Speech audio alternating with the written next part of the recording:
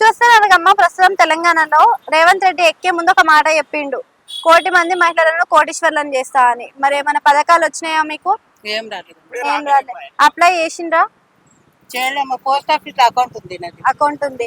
Account ఉంటే 2,500 వస్తాయని అన్నారంట. మళ్ళీ మీరు ఏం అడగలేదా? అని అడగలేదు. అడగాలి కదా. ఓకే, కరెంట్, ఫ్రీ కరెంటు, 500 రూపాయలు గ్యాస్ ఇవన్నీ వస్తున్నాయా మీకు? గ్యాస్ ఏం రాలేదమ్మా, కానీ ఫ్రీ కరెంట్ ఉంది. ఫ్రీ కరెంట్ ఉంది. ఇప్పుడు డబుల్ బెడ్రూమ్లు అని చెప్పేసి మన కేసీఆర్ గవర్నమెంట్ ఉన్నప్పుడు చెప్పిండు. ఇప్పుడు ఈయన ఇందిరమ్మ ఇండ్లు అని చెప్పిండు.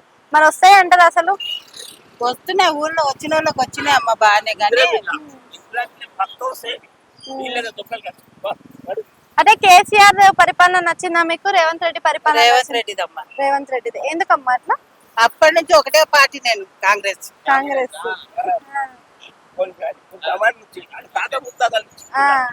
అందుకనే కాంగ్రెస్ మంచిగా ఉంది అంటావు.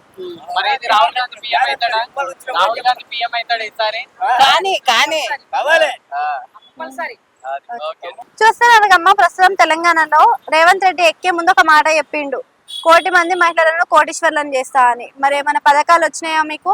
ఏం రాలేదు. ఏం రాలే. అప్లై చేసిండ్రా? చేయలేము. పోస్ట్ ఆఫీస్ అకౌంట్ ఉంది నాది. అకౌంట్ ఉంది. అకౌంట్ ఉంటే 2,500 వస్తాయని అన్నారంట. మళ్ళీ మీరు ఏం అడగలేదా? అని అడగలేదు. అడగాలి కదా. ఓకే, కరెంట్, ఫ్రీ కరెంటు, 500 రూపాయలు గ్యాస్ ఇవన్నీ వస్తున్నాయా మీకు? గ్యాస్ ఏం రాలేదమ్మా, కానీ ఫ్రీ కరెంట్ ఉంది. ఫ్రీ కరెంట్ ఉంది. ఇప్పుడు డబుల్ బెడ్రూమ్లు అని చెప్పేసి మన కేసీఆర్ గవర్నమెంట్ ఉన్నప్పుడు చెప్పిండు. ఇప్పుడు ఈయన ఇందిరమ్మ ఇండ్లు అని చెప్పిండు. మరి వస్తాయి అంటారు అసలు? వస్తున్నాయి, ఊళ్ళో వచ్చిన వాళ్ళకి వచ్చినాయి అమ్మ, బాగానే. కానీ అదే కేసీఆర్ పరిపాలన నచ్చిందా మీకు? రేవంత్ రెడ్డి పరిపాలన? రేవంత్ రెడ్డిదమ్మా. రేవంత్ రెడ్డిది. ఎందుకమ్మా అట్లా? అప్పటి నుంచి ఒకటే పార్టీ, నేను కాంగ్రెస్. కాంగ్రెస్.